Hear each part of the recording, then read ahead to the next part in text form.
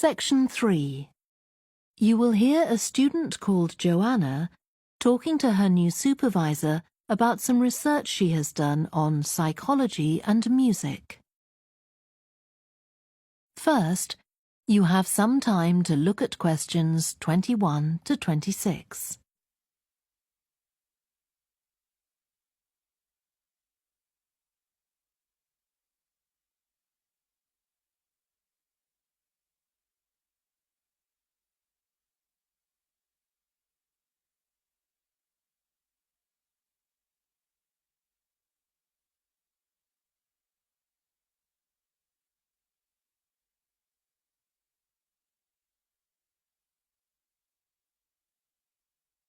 Now listen carefully and answer questions 21 to 26. Hi, Joanna. Good to meet you. Now, before we discuss your new research project, I'd like to hear something about the psychology study you did last year for your master's degree. So, how did you choose your subjects for that? Well, I had 6 subjects, all professional musicians and all female. 3 were violinists, and there was also a cello player and a pianist and a flute player. They were all very highly regarded in the music world, and they'd done quite extensive tours in different continents, and quite a few had won prizes and competitions as well.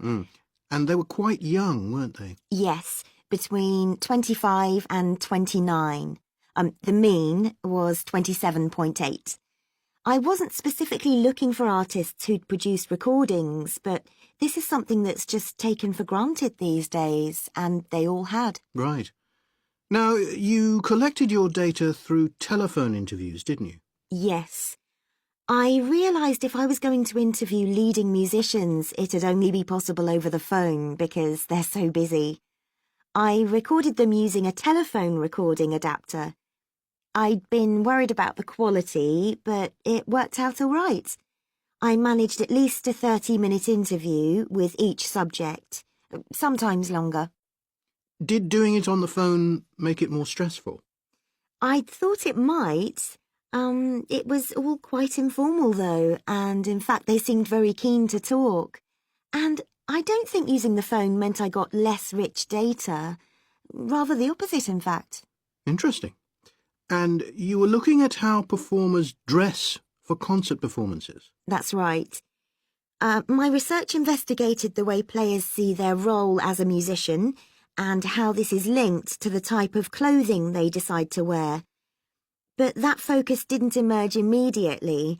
When I started, I was more interested in trying to investigate the impact of what was worn on those listening, and also whether someone like a violinist might adopt a different style of clothing from, say, someone playing the flute or the trumpet.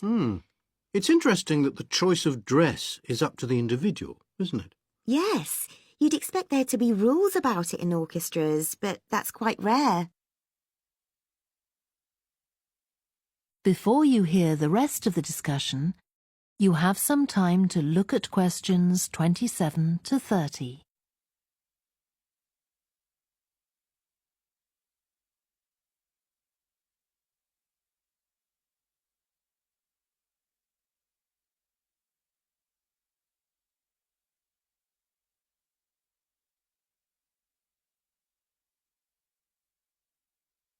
Now listen and answer questions 27 to 30. You only had women performers in your study. Was that because male musicians are less worried about fashion? I think a lot of the men are very much influenced by fashion, but in social terms, the choices they have are more limited. They'd really upset audiences if they strayed away from quite narrow boundaries. Now, popular music has quite different expectations. Did you read Mike Frost's article about the dress of women performers in popular music? No. Well, he points out that a lot of female singers and musicians in popular music tend to dress down in performances and wear less feminine clothes, like jeans instead of skirts.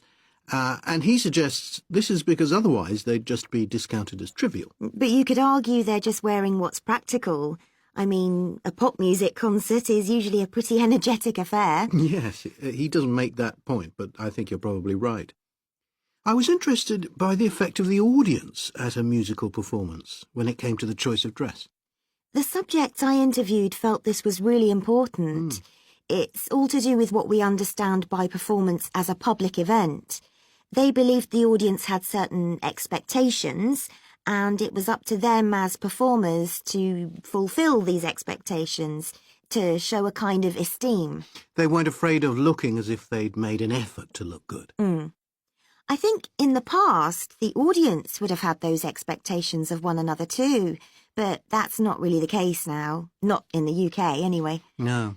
And I also got interested in what sports scientists are doing too, with regard to clothing. Musicians are quite vulnerable physically, aren't they? Because the movements they carry out are very intensive and repetitive, so I'd imagine some features of sports clothing could safeguard the players from the potentially dangerous effects of this sort of thing. Yes, but musicians don't really consider it. They avoid clothing that obviously restricts their movements, but that's as far as they go. Anyway, coming back to your own research, do you have any idea where you're going from here? I was thinking of doing a study using an audience, including... That is the end of section 3.